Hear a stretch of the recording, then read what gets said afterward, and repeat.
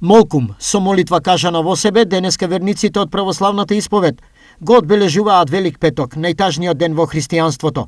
Денот кога Исус Христос, распнат на крст, го предал својот дух на Бога. Бидејќи Господ неправедно беше предаден, распнат на крст и умре заради нас и нашето спасение.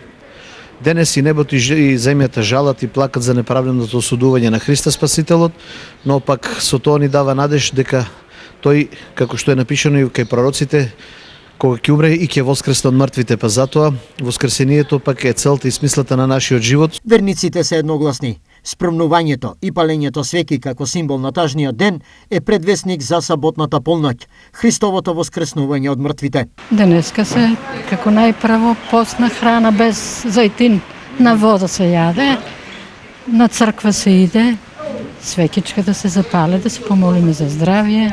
Да се спомнеме, тоа било од Бога, било гробо на Исус Христос. А дали е вистина, дали не можам да ви објаснам. А дали вие тоа го практикувате? Ја го практикувам секоја година, на Вајден дојдам, спробнам се, запалам светички за здравје. Таков не е верски обичај, почитуваме ги празниците, Христос воскресе, тоа не е верата, мора да се почитуваме.